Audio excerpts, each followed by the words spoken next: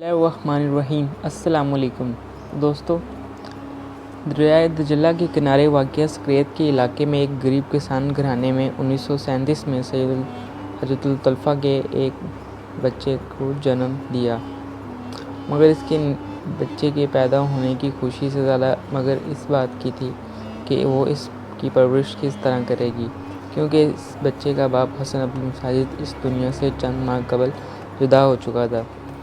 سید حجت الطلفہ اپنے کچے مکان میں اس فکر میں غلطن تھی کہ بچے کے ماموں الحاج خیر اللہ اس کے چچا حسن مجید نے اسے دلاسا دیا مانا کہ ہم غریب ہیں اور ہماری گزر بسر آسانی سے نہیں ہوتی، مگر تم فکر نہ کرو، ہم جس طرح بھی ہو سکا اس کی پرورش کریں گے۔ حجت الطلفہ جو پہلے ہی اپنے بھائی اور دیور کے احسانوں کا بوجھ اپنے کندھوں پر اٹھائے ہوئے تھی، اچھی طرح جانتی تھی کہ وہ دونوں اپنے ہی غربت اور افلاس کے باوجود اس کی دیکھ بھال کر رہے ہیں، اب انہیں مزید ایک اور جان کا بوجھ اٹھانا پڑے گا۔ مگر یہ دیکھ اطمینان ہوا کہ دونوں کے چہروں پر درد نہ تھا، بلکہ وہ بچے کی پیدائش پر خوش تھے۔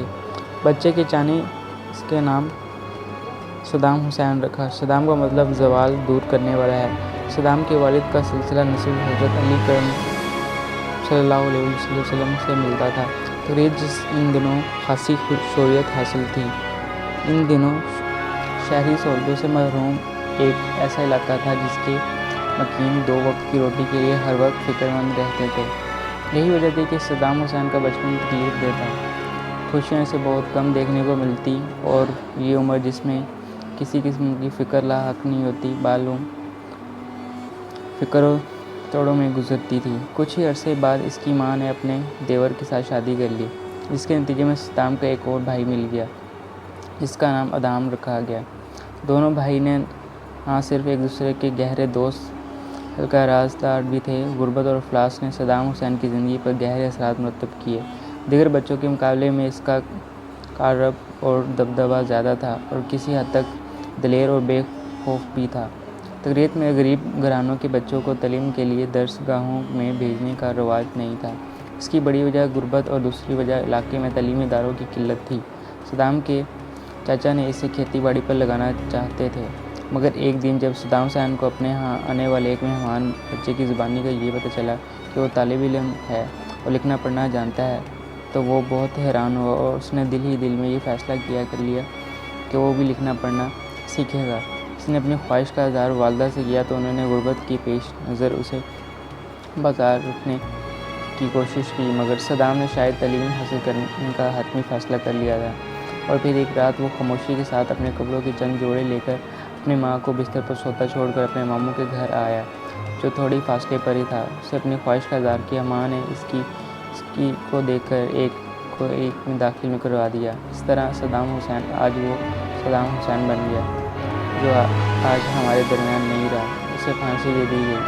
شاید اگر صدام حسین تعلیم حاصل نہ کرتا اور کھیتی باڑی ہی کرتا رہتا تو اسے آج پھانسی نہ لگتی اور وہ شہرت کی بلندیوں کی بجائے گمنامی کے اندھیروں میں ہوتا، مگر زندگی جی رہا تھا اور اپنے پوتے پوتیوں کے ساتھ ہرے بھرے کھیتوں کے درمیانی مٹی کے کسی مکان میں ہوتا جس سے اٹھنے والی سوندھی خوشبو بھنور کر دیتی۔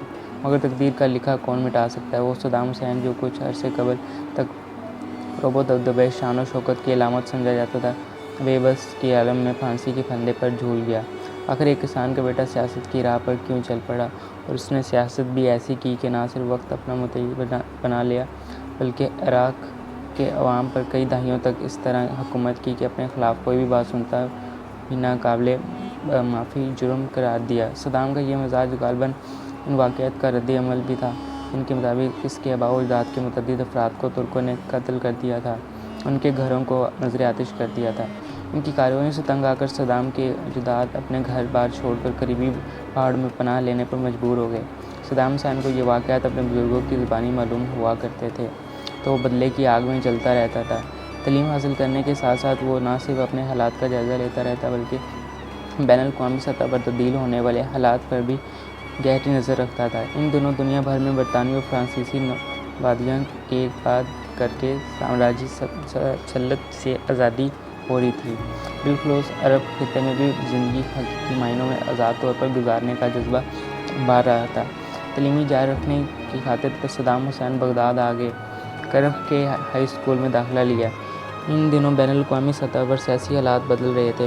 برطانوی اور فرانسیسی استعمار کی زنجیریں یکے بعد دیگرے ٹوٹ رہی تھیں۔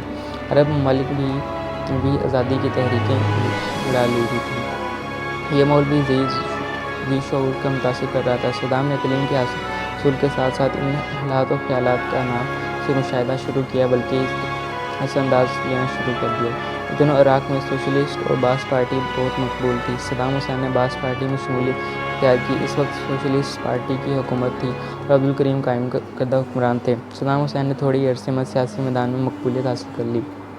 اس دوران عبدالکریم قاسم کے قریبی دوست سعد الناصری کا تکریت میں قتل ہو گیا۔ حکمران پارٹی نے اس قتل کا ذمہ دار صدام حسین کو قرار دے کر گرفتار کر لیا۔ صدام حسین 6 ماہ جیل میں رہے اور عدم ثبوت کی بنا پر رہا کر دیے گئے۔ اس گرفتاری نے انہیں مزید مقبول بنا دی اور 1959 میں ان کی پارٹی کی بحکمائی نے بغداد طلب کیا اور انہیں عبدالکریم قاسم کی ہلاک کرنے کی ذمہ داری سونپی۔ صدام اور ان کے ساتھیوں نے یہ ظاہر مشن کامیابی سے پورا کیا اور فرار ہو گئے۔ البتہ ایک گولی آ گئی۔ بعد میں انہیں یہ پتہ چلا کہ عبدالکریم قاسم قاتلانہ حملے میں بچ گیا۔ ان دنوں صدام ہائی اسکول میں پڑھتے تھے۔ شدید زخمی ہونے کے باوجود انہوں نے اپنے زخم کو خود ہی مرہم پٹی کی اور اسی حالت میں اسکول بھی جاتے رہے۔ اسی دوران ان کے ساتھیوں کو گرفتار کر لیا گیا، لہٰذا وہ بھیس بدل کر فرار ہو گئے اور 7 دن صحرا میں سفر کرنے کے بعد شام پہنچ گئے۔ وہاں 3 ماہ قیام کے بعد 1980 میں مصر چلے گئے اور وہاں 3 سال تک تعلیم حاصل کرنے کے ساتھ ساتھ باعث پارٹی کے منصوبوں کے لیے کام کرتے رہے۔ اسی دوران ان کی منگنی اور بعد ازاں کی شادی محمود سعیدہ سے ہو گئی۔ یہ اطلاع بھی ملی کہ عراق میں سوشلسٹ پارٹی کا تختہ الٹ گیا۔ عبدالکریم قاسم کے قتل کی سازش کے الزام میں انہیں سزائے موت بھی سنا دی گئی تھی۔ باعث پارٹی کے برصغیر اقتدار آنے کے بعد اس پر عمل درآمد نہ ہوا اور صدام حسین عراق واپس آ گئے، مگر یہاں آ کر ان کو اپنی ہی پارٹی کے کچھ لوگوں کے خلاف مورچہ لگانا پڑا کیونکہ پارٹی میں اختلاف ہو گئے تھے۔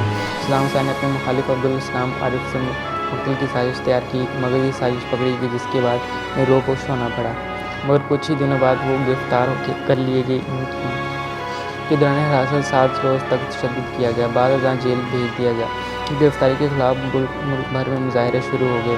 ملک حکومت نے نص مصنوعی بلکہ ان کی بیوی اور شیرخوار بیٹے عدی کو کرائے کے مکان سے باہر نکلوا کر سڑک پر پھینکوا دیا۔ مظاہروں کے نتیجے میں صدام 2 ساتھیوں کے علاوہ سازش میں شریک دوسرے افراد کو رہا کر دیا گیا۔